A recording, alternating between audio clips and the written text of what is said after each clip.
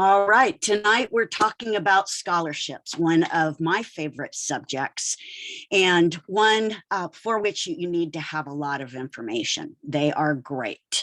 What are scholarships? It's free money. Students do not have to pay back scholarships, and they can range from a few $100s, I've even seen them less than that, to the full cost of attendance at the college. You may have to use a scholarship at a specific college or in a specific state, such as Oregon, or it may be portable, meaning that you can use the funds at any college. There are a variety of types of scholarships. First and foremost, the institutional scholarships from colleges and universities. That should be the first place you start as you are applying to the college and the university. And that could be a big part of the reason you apply to that school. Schools don't make it a secret on how much scholarship money they give and what their criterion are. So you want to go to the website. The information is on the financial aid and or the admissions page. So just another piece of the puzzle. There are private scholarships that are given by different types of entities and for different reasons. Grades, if you play a sport, nationality, being short, being tall, being left-handed, and many other qualities. Some of them can be very niche. A group membership like National Honor Society, having a parent in the military, unions, having a parent or a grandparent that's a veteran of a foreign war. Community service. There are scholarships where community service and the type of service is a component of that scholarship, and certain talents, musical talent, talent in a science or writing. There are a lot of myths out there about scholarships, and I'm hoping tonight I can dispel at least a few of them.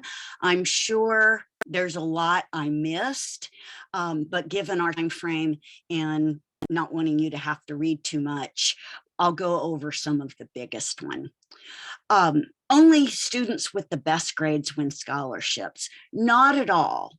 Students with better grades are more likely to win scholarships, but B and C students do win them. For example, Lane Community College gives several scholarships that are not academically based at all. They may be based on other things.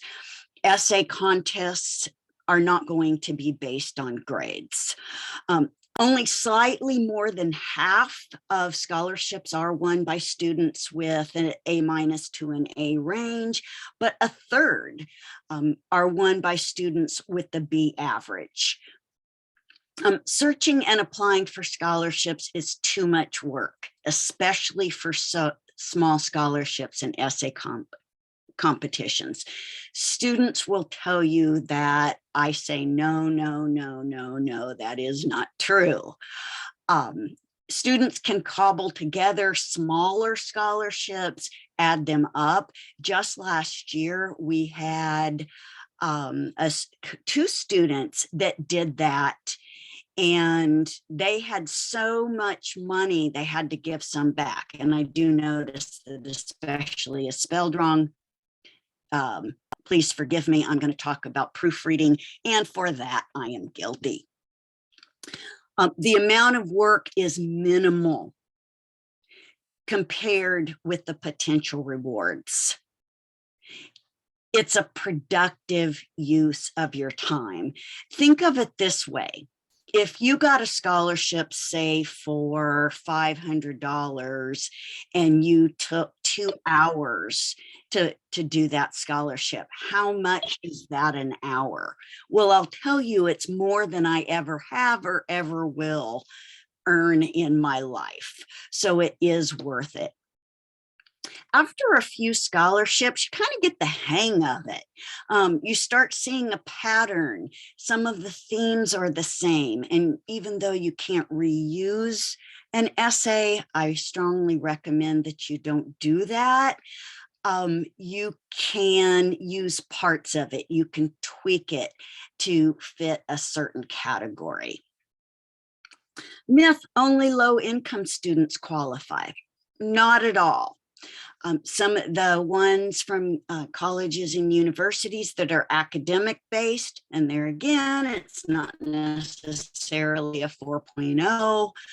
A lot of them are not based on low income or income at all. There are a lot of scholarships out there where the donor may be looking at the student's need, but it's the need they have after all of the money that they already have is subtracted from their costs. So you don't have to be low income for all scholarships. Myth, you should apply for scholarships that offer a lot of money. Sure, that's great, but the smaller awards are much more common and draw less competition. Because all students are thinking, I'm only going to apply for the big one and I'm going to overlook the smaller ones. If you apply for the smaller ones, there again, you can cobble together amounts that can add up to a large amounts. The chances of you getting a smaller award is bigger because there again, not a lot of students are applying because they think they should only apply for big ones. You're more likely to get a scholarship if you pay a fee. I'm going to touch on this several times tonight. The majority of scholarship search services are free. And here's my personal bias, take it or leave it. You should not pay money to search for scholarships. How do you find opportunities? Big question. There again, college and university websites. Start there. Know what the college and university may offer you and on what factors they're going to determine your eligibility. No deadlines. You miss a deadline, some of the money may be off the table. You don't want to do that.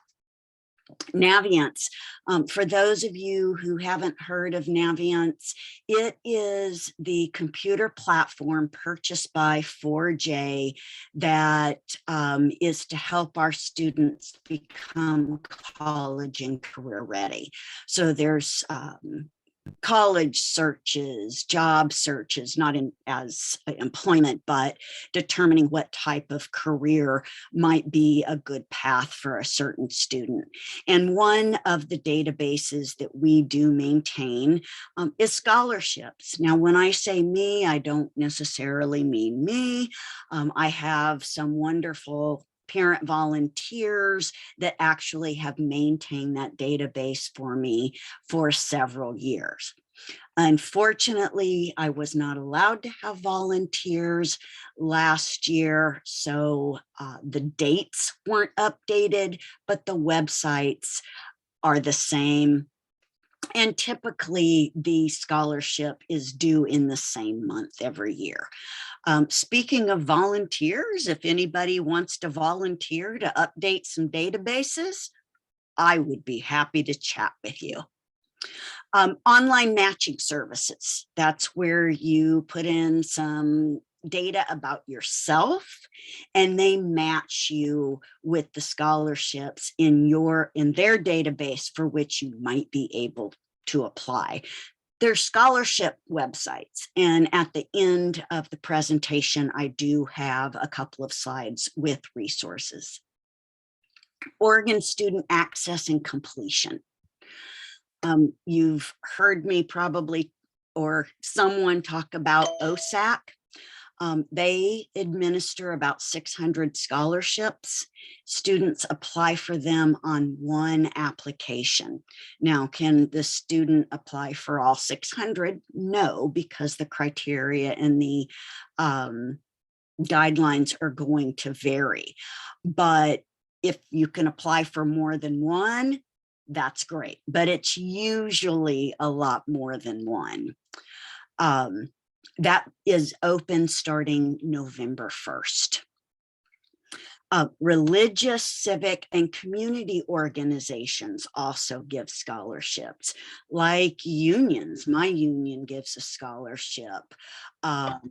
There could be other organizations out there that you might want to research if you don't find that scholarship, say in our database, or it's not on the OSAC application, or it doesn't come in if you use the matching services or the websites. I was talking to a student the other day who's in 4-H, and I said, hey, I know I've heard of this. I don't know if we have it on our list because I can't remember. So look that up. Like NHS gives one, as I mentioned. Private foundations give them. There's several here in town, but there are others nationally. The military, such as ROTC, Reserve Officers Training Corps, and private consulting services. And we're going to talk a little bit more about those private consulting services. Let's talk about Navient. As I said, it is a computer platform that 4J purchases for us. I've been in this business for a very long time, and I can tell you it's an excellent product, and I have used many. Students will log in from the Churchill website by clicking on students, scroll down to career and college, and from the drop-down list, choose Navient. Parents, you can have an account too. If you're interested in having your own, please email me at the email address at the bottom of the screen. It's in my signature on any of the copious numbers of emails you get from me. It's on our website. So students, when you click on Navient, you're going to see the Welcome Winston Churchill High School. If you don't see that and our little Lancer, you're on the wrong site, and that does happen once in a while. Putting in Navient in Google, you don't really want to do because schools have their own. So make sure you're going through the Churchill website. Click on the little backpack, and that will take you to where you're going to put in your username and password, just like any other site. Typically, your username is going to be your 4J email address. Your password is whatever you set it for, most likely last year or the year before. If you're new to Churchill, I might have to create the account for you. If you don't remember your password, you can do the forgot my password or email me, and I'm happy to reset it for you. If you forgot your username, you're not sure if it's your 4J, there again, email me. I'll be happy to tell you what it is. Once you are logged in, you're on your home page, and there are navigation buttons at the top of that page. The screenshot shows you what it looks like. You're going to click on colleges. Over on scholarships and money, our list is the second entry. So click on that, and you're going to get right to that database. Other places, as I talked about, search websites and online matching services. Now, they're good. A good site will give you a lot of information, but they are not all alike. It's not a one and done. There are pros and cons to using the websites or the online matching services, and there are scams out there, so you want to be aware of those. And although it is your choice, I can't tell you what to do. You shouldn't have to pay money to find and apply for scholarships. That is my personal bias. There again, I've been doing this a long time, and I don't think that's an ethical thing to do. So pros and cons of the scholarship search website. So a pro, the scholarships are vetted. Those websites want to protect their reputation. They're not going to put things out there that are going to take you down the rabbit hole. They've got a wide range of scholarships, more than we could ever post in Naviance. And those will range from the academic and the niche, left-handed tall, that kind of thing, agencies,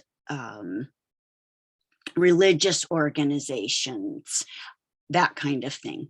You can narrow your search by category, background, or experience. That's really nice because you don't want your inbox to be filled with everything the search website or the search engine has. And the site may offer other support like writing workshops or videos or a college search. So a lot of them do offer a lot of support services, which are really great. The more free stuff you can get, the better. The cons of them is some sites are going to sell your information. Now, not private information because you're not going to put that in there, but we all know what it's like to get a ton of spam in our email because we have Googled something.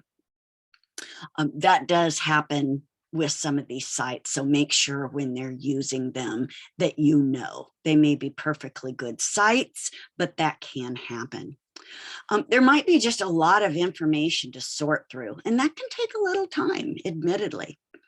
And the information on all scholarships may be limited. So there again, all scholarship search websites and search engines are not created equal. That being said, if they're reputable, and I've got a lot of them that I know that are, you are going to get something out of it. If nothing else, excellent information. Okay, you're going to see the different colors on this screen. And there again, I'm going to confess to my personal bias. The pros and cons of private consulting services. And these are services or a person that you pay to help you find and apply for scholarships. So the pros is you can tap into someone else's experience. If you're doing your shopping and you're choosing people that get good reviews and get good reviews on the Better Business Bureau or by word of mouth, you're going to be working with some very talented, knowledgeable people. And in some cases, you can just rest easier knowing an expert is on the case. So it's up to you. The cons, services can be costly. They can range from a certain amount per month with unlimited services to an amount for per hour. And I've seen some up to $250 an hour. There are no guarantees. If someone promises that you are going to get a scholarship, they are not telling you the whole truth. You can find the same information for free. Absolutely. Using a consulting service really doesn't save you time. You still have to do the work of applying. That's the part that takes work. You have plenty of free options for help. Your teachers can proofread your essays. I proofread a lot of essays. There are plenty of websites and search engines available for free. As I said, I've got some resources at the end of this presentation that you can tap into. And there are a lot of free workshops you can attend, either through the scholarship websites or the ones we do, or the ones that I know about and I send to you via email, College Board, those kinds of things. So as I always tell students, keep your eyes and ears open. Anybody that's seen Ferris Bueller's Day Off, I'm dating myself, it's true. You gotta watch or you might miss something.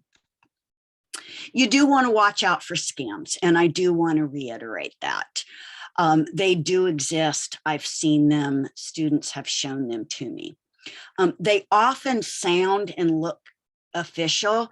We've all gotten emails that look official from Amazon or eBay. Just to click on a link that takes us to a site where they want us to give them money. We know they're there. The scams can be either online, the search engines, or the websites, or one of the businesses that provides the consulting services. So there's no discrimination there. So there again, you want to make sure you are using something reputable. And it's just like when you are using any other service. We are going to shop for the place where we buy our car, or a realtor, or a medical professional. This shouldn't be any different. Some of the hooks that they use is guarantee you money. No one can guarantee you that. They could tell you you can't find the information anywhere else. Well, where have we heard that before? How many infomercials do we watch? They require payment to find you a scholarship. Okay, private consultants do charge a fee, but there again, I don't think anybody should. And the websites that charge a fee can be scams.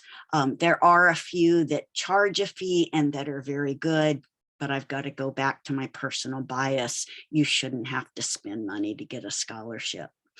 If a site or a person tells you they will apply on your behalf, run for the hills. Not a good idea for anyone to do that. And if they do, they are not going to do a good job. If they ask for personal information, your bank information, or your social security number, that should raise red flags. So applying for scholarships, how do you do it? So you've got this nice list, you've done all your research, you know what you can apply for given your qualifications. Now you should be doing your research more than just a few hours. You should do it all along, but you have a few. How do you do it?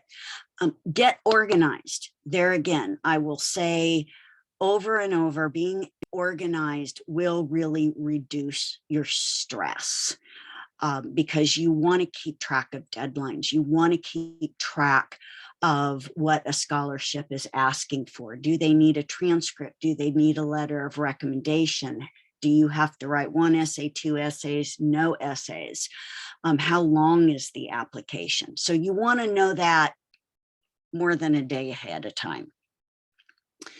Some students, and this is a good idea, to create a scholarship and or a college email. And that way, the things from your scholarship search engine can go to that email and not muck up your other personal email. Now, remember, your 4J email goes away when you graduate. So use your personal email address on any of the scholarship databases, any account you have to create, and on the applications.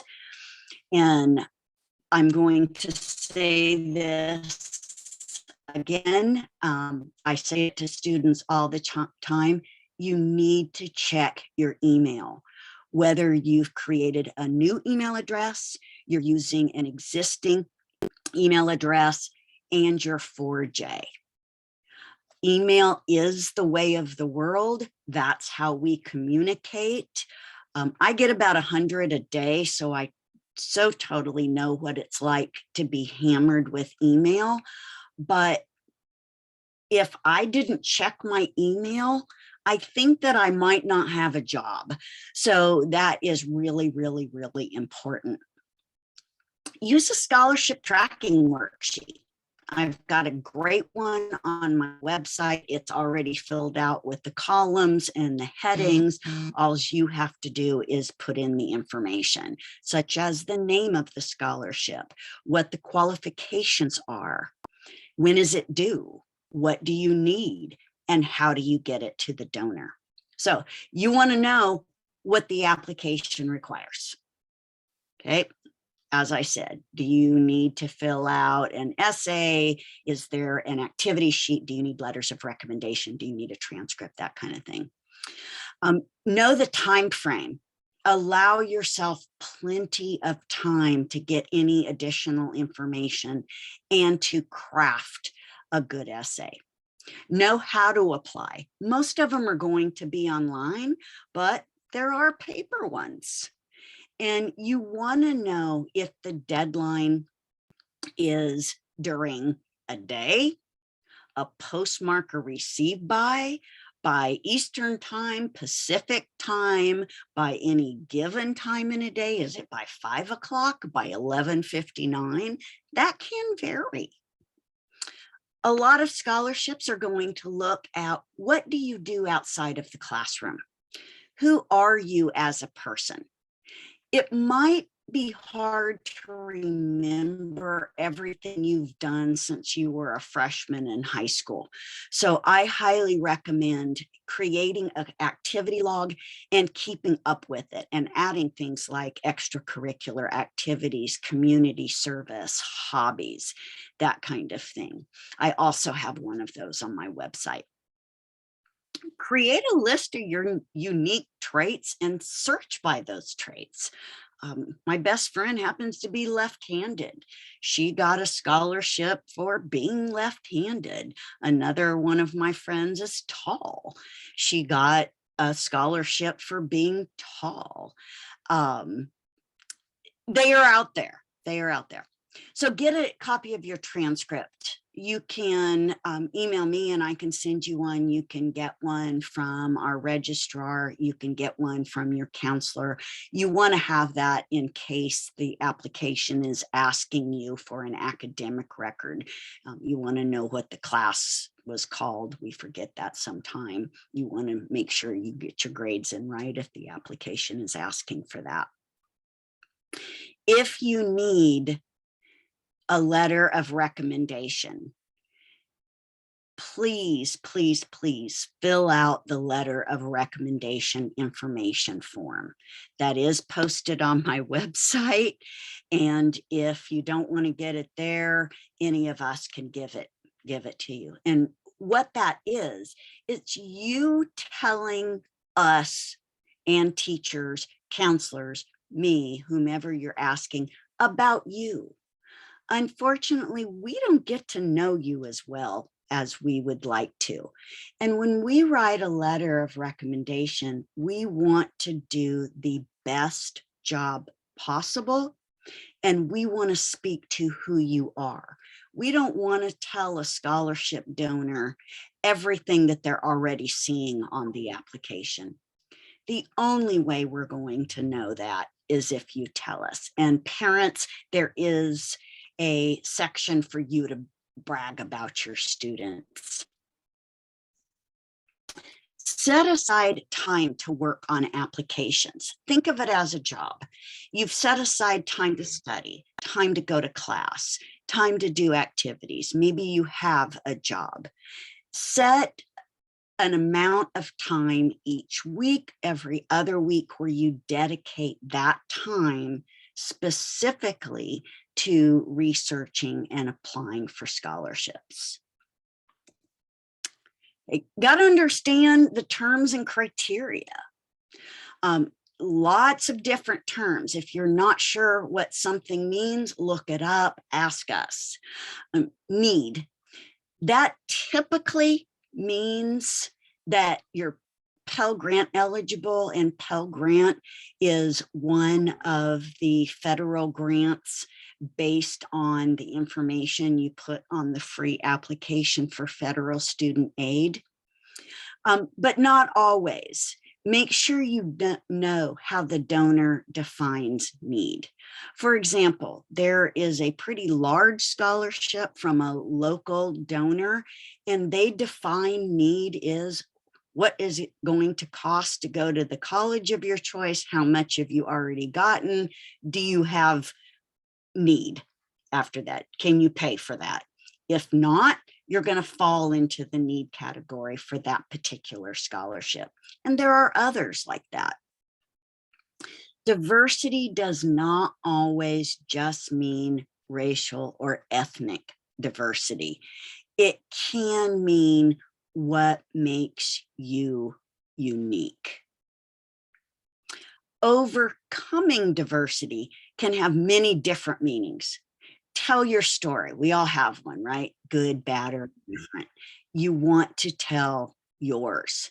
And the best job I can do explaining this is to tell you about my best friend's son. I was helping him do this. And he said, Riri, my nickname, I've lived a charmed life. I've got two parents. I'm comfortable. I do well in school. I don't have to try really hard. I've never had stumbling blocks that other students have had. And I said, Quinn, what happened when you were 9 years old? And he thought about it. And of course, I knew what happened. And he said, oh, my brother and his girlfriend had a baby at 16. And I said, well, what happened? He said, oh, mom and dad were really wrapped up in that. So I had to spend a lot of time at friends' houses and talking to someone else. And I said, did that affect you? And he said, oh, yeah, it did. And I'm just now realizing that. So that was his adversity. Adversity could mean I am really bad at math. And that was going to be my stumbling block to take all the math I needed to get into the college of my choice. So I had to do X, Y, and Z to overcome that adversity.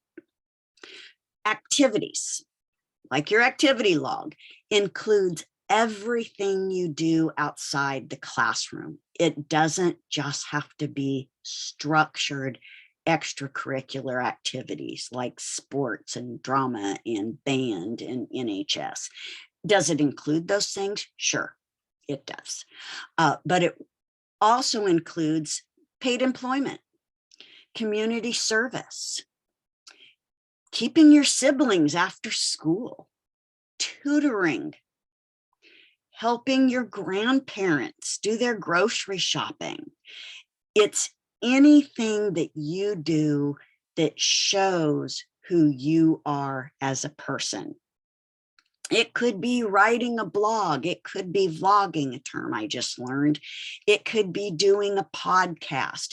There are so many things that we do outside of our structured life, me for work and you for school, that define and show who we are. One of the most important things to remember is scholarships are not one size fit all. You cannot generalize from one scholarship to another. The scholarship that your friend is applying for based on grades is probably totally different than one you're applying for based on grades. And the only commonality is it's based on grades. The requirements and the deadlines can vary widely. So there again, do your research, do your homework, and knowledge truly is power. Give yourself an advantage. Here's some helpful hints. Apply for local scholarships. The applicant pool is smaller, and there are a lot of local scholarships, and they are on Navient. Now, some of them, like the local unions, we may not know about, and that's where your research comes in. For the local scholarships, it is my job to try to match students who I know will be good candidates with that scholarship, provide them with the information, and get them to apply. I will tell you, in the 8 years I've been at Churchill, there have been some where I have literally had to beg students to apply. We shouldn't have to do that. I do respect that you're busy and you're overloaded, but that's where the planning comes in, carving out that time. If it's a scholarship just for 4J, how small is that applicant pool? It could just be for Lane County. It could be just for the state of Oregon. So make sure you apply for those if you meet the criteria. Most of our local credit unions give scholarships. Things like Kiwanis, Rotary, Elks, that kind of thing. Know exactly what the application is asking for. That's really important. You don't want to write an essay about something that is totally off topic. Is the application asking for no recommendations, 1 recommendation, 2 recommendations?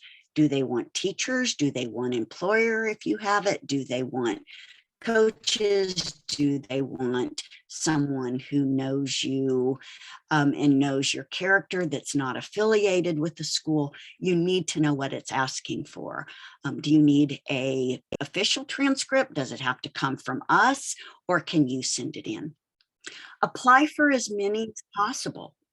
And I will say again, last year we had 2 students that did this. They put in a tremendous amount of work, but by the end of the day, they had so much they had to give some back.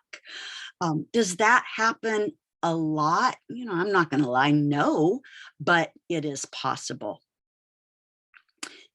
The more work a scholarship takes, typically there are fewer applicants and better chances. Another example, on the OSAC website is a scholarship given by Seneca, our local Seneca sawmill. It's given by the Seneca family. It's worth $10,000. It has been one time. They're talking about making it renewable. It does require a lot of work. You've got to write a 5-page paper. You've got to interview somebody in the forestry industry. You're going to be talking about sustainability, but it is not based on grades. It is basically, what is your commitment to the environment and how well did you write that essay? But I do hear a lot of students say, Sheree, that's 5 pages long. I just can't do it. Yeah, you can, because you've probably written a lot of similar essays, or you can take essays, parts of your essays you've already written. That's a possibility for a lot of scholarships. Scholarships that are easy applications typically have larger applicant pools. Of course, unless it's a very niche scholarship. I mean, how many people are left-handed or have red hair? I mean, that's going to vary. You need to satisfy all the requirements. If you send in that application and you are missing something, your application will go to the bottom of the pile. Now, luckily for some of the local ones, sometimes they'll get in touch with me and say, Sheree, this person didn't turn this in. But do they all do that? No. Proofread, proofread, proofread. And I'm guilty of not doing that. I have a typo in my presentation, which I will fix before I post it. You need to proofread, not just use spell check, but have other people proofread it. Your parents, your teachers, your peers. Submit your application early. There are websites, OSAC being one of them, that have actually crashed the day the applications were due because so many people waited till the last minute. I had a lot of people in my office when we could be together. They were trying to do it. It was about 4:30. The application was due at 5. Every single student got the spinny wheel of doom, and they did not get their applications in on time. That is not an issue with someone's website, although technically it is. It's an issue because you didn't do it ahead of time. So try very hard to do it early. Choose your recommenders wisely. I think we all think, oh, I'm going to ask somebody for a recommendation, and of course they're going to say awesome things about me. Well, ask your recommender. One, do you have time to do this for me? Do you have time to do the letter justice? And do you feel like you can write a positive letter? When you ask your recommender, you also want to tell them what the criteria and the qualities are that the scholarship is looking for. For example, you may have letters of recommendation that speak to your academics that you may have used for colleges, but the scholarship is really looking to know about your character. Who are you as a person? How driven are you? That academic letter is going to mean nothing. So you want the recommender to speak to the criteria for the scholarship. Please request your letters a minimum of 2 weeks before they are due. Now, being face-to-face is hard. If you can ask somebody verbally, that would be great. If you can't, a very polite with a salutation and a respectfully would be awesome. Give the recommender the completed letter of recommendation and information form. We talked about that. There again, you're going to talk about yourself. You can tell the writer of the letter, the recommender, hey, this is about my character. Here's some things about me. This is about my activity. Here's some things about me. Parents, there again, your chance to brag about your kids. Give the recommender information about what the scholarship is looking for and how to send the letter. They may be able just to give it to you and it can be uploaded. They may have to go into a website and upload it themselves. There are several of those. They may be able to mail it. They may be able to email it. Lots of different ways. The recommender needs to know that because they want to get the letter to the right place in the right way and not have your application be late or incomplete because they didn't know that information.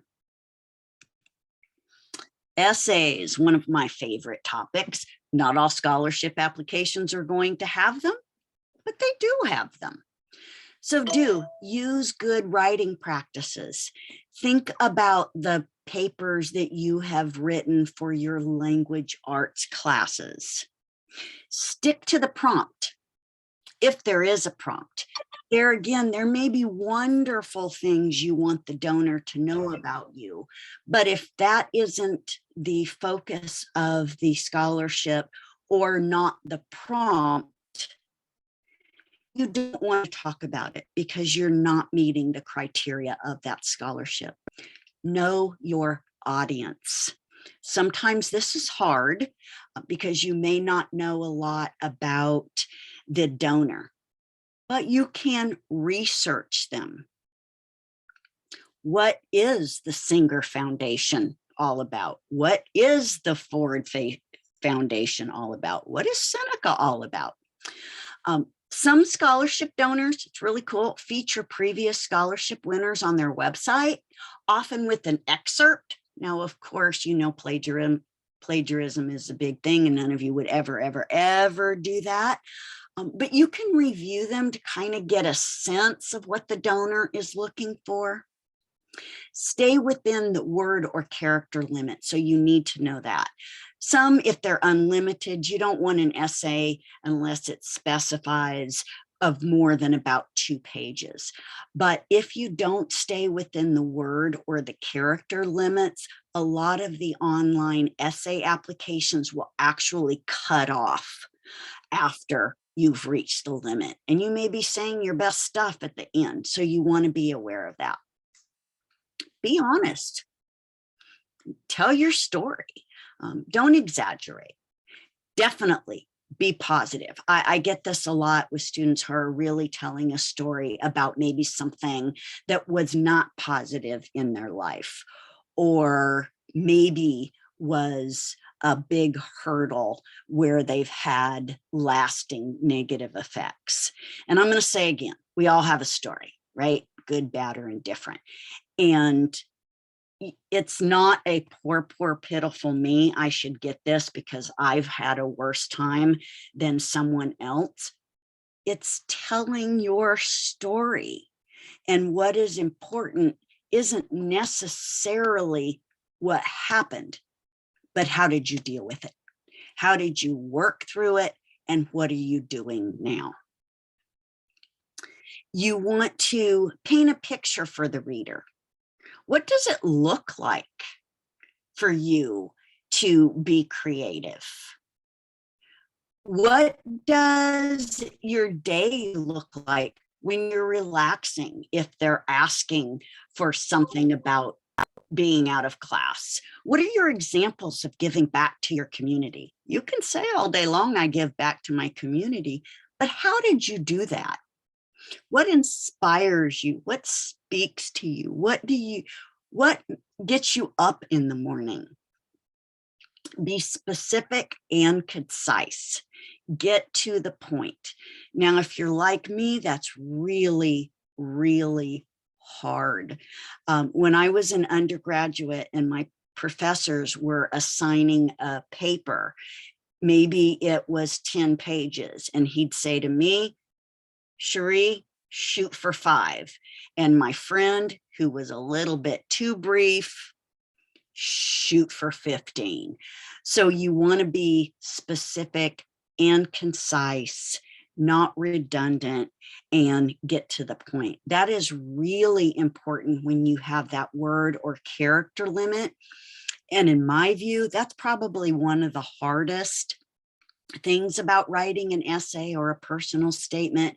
And that's why you need to start early so you can craft and recraft that essay to fit those limits and be precise. Use exclamation points sparingly. I know that seems kind of odd, but they know when you're excited. They know when you're talking about something that inspires you, because you're telling them. Sell yourself. Don't be modest. I'm not saying brag, but don't be modest. If you're really good at something, writing, for example, and you've written for a newspaper, or you've written letters to the editor, or you've done community service where you're helping them write posts for their website, talk about that. Sell yourself. Tell your story in your voice. I did this. I am. This is what happened. Not from my best friend and my parents say XYZ. Your voice, be authentic. Follow the formatting instructions, and that can be important too. Some of them will say single space, double spaced, 8.5 by 11. There are formatting conventions. I'm sorry if I'm babbling. Some maybe a Google Doc just won't work. You may have to use Word. If you have any trouble with the technology piece, make sure you're asking for help. Ask for help. That's the next thing. There are a lot of people that can help. So you want to make sure you're taking advantage of that.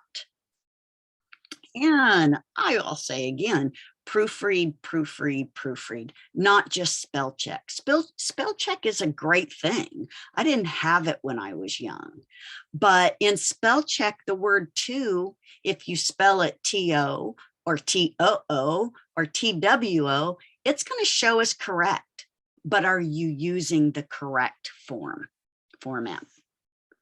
Really important. Don't use quotes, no matter how inspirational. You're using your voice, not someone else's. The essay is about you. Overly generalize. That's what I was saying before. The opposite of giving examples. Saying you've put in 120 hours of community service is fabulous. But what'd you do? What did it mean to you? How did you make that impact? Being vague, alluding to something, but not explaining it. Now, do you have to get into the nitty gritty and talk about things that are very personal and very confidential? No, you don't. That's your business. Can you? Sure, you can. But you do have to explain enough that the donor is going to know the magnitude of what might have been happening. Being cliche, I'm the best in the world, that kind of thing. We never, ever want to use profanity, ever. Even if it's in context, you don't want to do that. You don't want to use text speak. We all are so used to texting, we kind of get into that a habit, because of course texting are little snippets and you want to do it quickly, but that's not what this is about. You don't want to write about a trending topic just to stand out. Now, if it's a trending topic like the environment or what's happening to the United States politically or something like that, just because it's trending doesn't mean you shouldn't talk about it, but don't choose something just because it's trending. If the environment is not your thing, you're not working on it, it's not on your radar because you're doing something else, you shouldn't talk about the environment because it's not you and you're going to do a poor job at writing about it. You don't want to use emojis or pictures unless you're doing some type of portfolio where you're showing your artwork. And you don't want to use unusual fonts. Plain, simple, Arial, New Times Roman, you want to use something that's very common, because there again, anything you submit may not translate when the user is looking at your application or downloading a letter. You don't want to speak negatively about other applicants. I have read a couple of essays that says, I'm the best you're going to get. You know, all your other applicants are not going to be as worthy as I am. Don't do that. Nobody wants to read that. Don't write your autobiography. I was born here and this is what I did when I was 7, and I went to school at this elementary school, and then I moved and I went to that high school. That's not what these essays are about. They're about telling your story. Now, if a snippet of that is part of your story, then yes, include it. You were born in someplace outside the US, and that shaped how you saw things. You moved from one state to another and they're vastly different, and it affected you in XYZ ways. So if part of your history works into that essay and illuminates your points, absolutely use it. But you don't want to give tick off, I was born, da, da, da, da, da, da.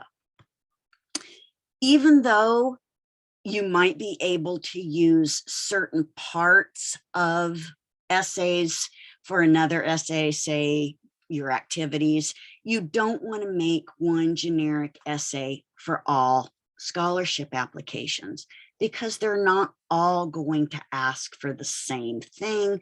And there again, you're not answering the question, and that is going to be a big red flag to the readers.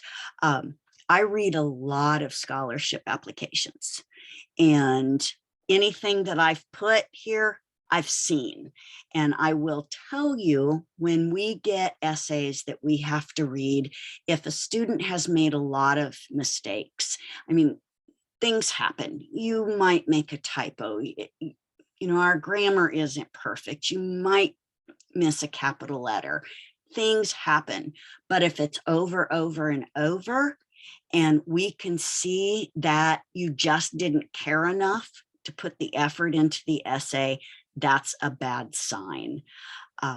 We can also tell if it is a generic essay. Oh, I used it for this scholarship, so I'm just going to plop it in to this other. You just don't want to do that. Big question these days. What about standardized testing, the SAT and the ACT? We've been talking about that a lot lately. So what we know is this: since March of 2019, it's been difficult or impossible for students to take the SAT or ACT. It's been particularly difficult here because the two sites we did have, Churchill and Sheldon, just simply couldn't do them. So our students have not been able to do that.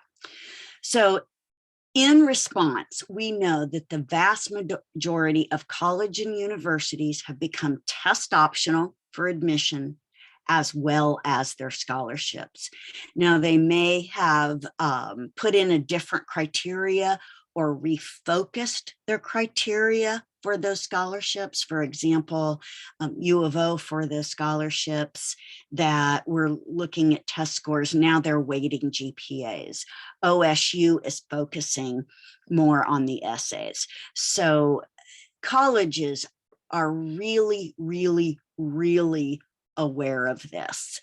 One of the beautiful things about Zoom is last year and over the summer, I was able to meet with colleges and universities that I never would have had the opportunity to meet with before. They didn't come to Oregon. I couldn't travel. And it was wonderful hearing these different colleges and universities tell us that when they mean test optional for admission and scholarships, they mean it. And they are very, very aware of the issues. Private donors, too, are aware of this, of the issues surrounding standardized testing. And a lot of them have eliminated the testing requirements as a basis for consideration. If you find a scholarship application where it's asking for test scores, reach out and ask. I had to do that several times last year, and it was just because the donor wasn't aware of the scope of the problem, or they hadn't updated their application. I will tell you, every single one I reached out to said, thank you, no, we're going to take this off. We're not going to make a student turn in standardized test. All of the scholarships on the OSAC application have eliminated the SAT or ACT scores. All local donors are aware of the problem and have adjusted their criteria. And there again, if they don't know, we'll tell them. You can explain to them. I'll be happy to explain to them about the scope and the magnitude of this problem. Now, what we don't know, and I cannot lie to you, the policy of every one of the nearly 4,000 colleges and universities in the US can vary. So I cannot tell you for every 4,000 what they're doing with regard to standardized testing. I can only tell you that it is the majority of them. I can't tell you that I know of a few just from my meetings. University of Texas at Austin, the Florida state system, the Georgia state system. They have made that decision. We have to respect it. So the research is key here. Know what you need. We can't know the policy of every one of the thousands of scholarship donors. I wish I did. I wish across the board, everyone understood this problem and just said, we're not going to deal with this. We're taking it off. Students have had enough thrown at them, but I don't know that. There again, research is key. When in doubt, ask. So implications of the pandemic other than the test scores. Many students are experiencing the negative side effects of the pandemic, students and everyone else. So that could have resulted in lower grades, fewer opportunities to perform community service, fewer activities on campus that are available, fewer class options, and the effects of the pandemic may be with us for a while. These are all facts. We cannot rewrite history, unfortunately. The good news here is college and universities, again, just like standardized testing, are keenly aware of the negative effects of the pandemic and are considering that in their admissions and scholarship policies. They've been doing this for over a year. They saw the issues with the last application cycle, and it even started with the previous application cycle. They knew they were going to have to pivot and change things, or they were going to lose students who they wanted on their campus.